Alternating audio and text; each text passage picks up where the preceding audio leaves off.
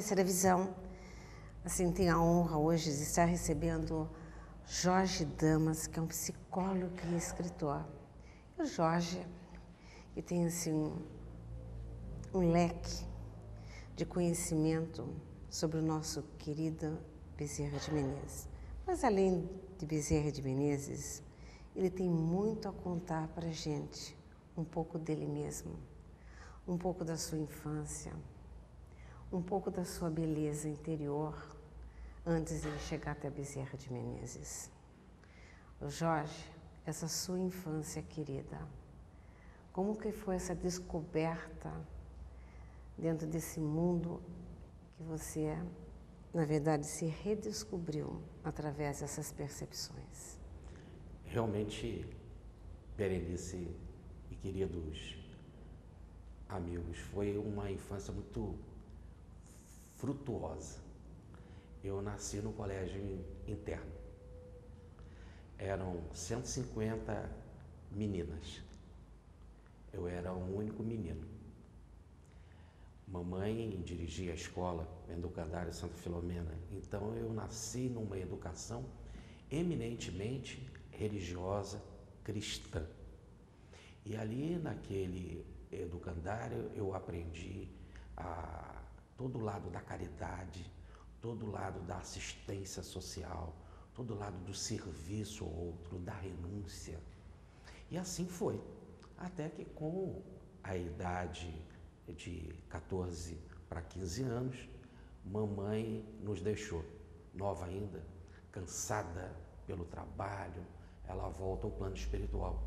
E foi um momento muito lindo, por incrível que pareça falarmos assim, porque ela desencarnou nos meus braços, comendo, colocou a cabeça no meu peito e disse assim: meu filho, você não está vendo, mas se você pudesse perceber quantas crianças vieram receber e buscar a sua mãe. E assim ela mansamente colocou a cabeça no meu peito, na altura do coração, e faleceu. Então eu posso dizer que desde aquela época eu fiquei profundamente fascinado pelas coisas espirituais. Eu não sabia o que era aquilo que ela estava vendo, mas era minha mãe. A mãe que me criou e que eu acreditava profundamente no bem que ela fazia. Então eu tive de buscar, mas eu não sabia que existia, por exemplo, uma doutrina espírita. Eu não sabia que havia todo um mundo fenomenológico que Allan Kardec nos analisa de forma tão maravilhosa nos seus livros. O que eu fiz? Fui buscar. E aí, com a idade de 19 anos, ainda sem saber como encontrar uma resposta definitiva para aquilo, mas só em saber que a presença dela estava realmente me amparando, cuidando, eu passo na rua Maia Lacerda, no Estácio, no número 155, e vejo ali escrito Centro Espírita Bezerra de Menezes. Não sabia nada do que era o espiritismo, ainda o via com a visão mais popular de Umbanda ou Candomblé, que, sem desmerecer de forma nenhuma essas duas belas instituições religiosas de grande contribuição para a humanidade, mas era essa mais a visão que eu tinha. E assim eu perguntei para o homem da portaria quando teria uma reunião. E eles disseram, me passou os horários, e a primeira era às 2h da tarde de uma terça-feira, de setembro de 1977. Foi assim, então, que lá eu estava naquela reunião no Centro Espírita Bezerra de Menezes. E aí a minha paixão por Bezerra de Menezes, ali já na primeira palestra que eu vi, feita por um homem eminente, o senhor Lindolfo Antônio, médium da Federação Espírita Brasileira, presidente daquela instituição e que era colaborador do Grupo Ismael, que foi um dos grandes serviços feitos por Dr. Bezerra de Menezes. Ele atuava nesse grupo no século XIX. Então eu ali me adaptei perfeitamente. Já desci dali, podemos dizer assim, com a visão ampla de tudo aquilo que eu queria. Já adquiri o Evangelho segundo o Espiritismo, li de cabo a rabo, e aí começou.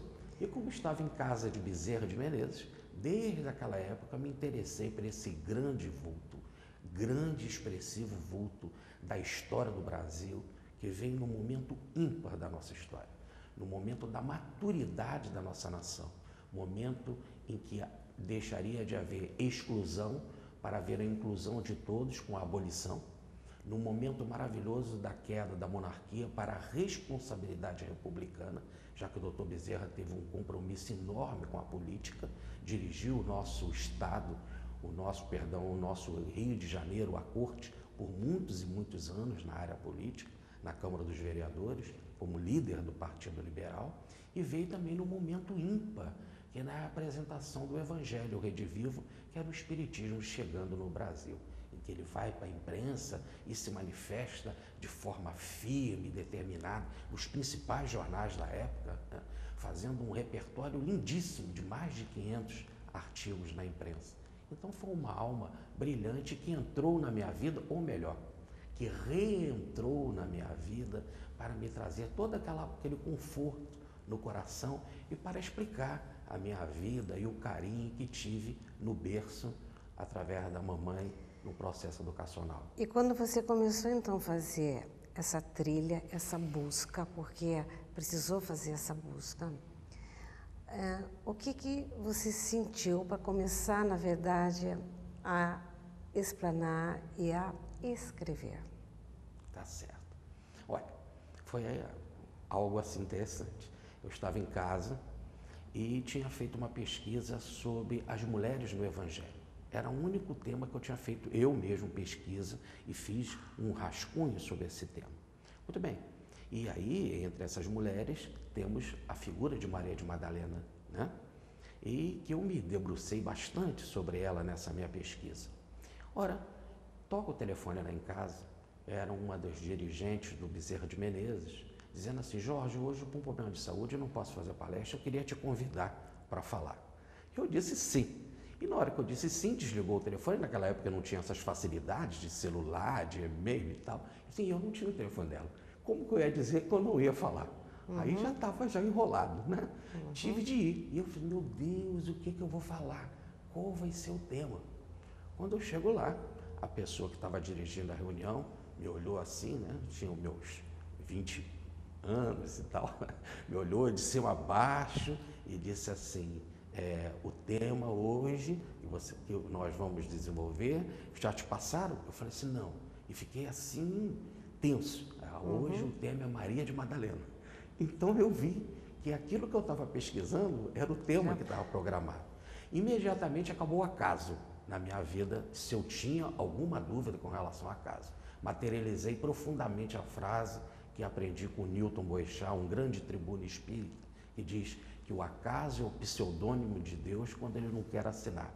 Nesse exato momento fiz a palestra, comecei então a pregar e a fazer palestras pelo Brasil afora e a escrever livros, né? Fiz esse trabalho de Maria de Madalena, ou do Evangelho, das Mulheres do Evangelho, foi o meu primeiro livro, chamado Ponte Evangélica, e de lá, hoje nós já temos mais de 30 livros já publicados. E o Dr. Bezerra foi foco das minhas pesquisas. Nós vamos a um intervalo e já com você o programa Terceira Visão.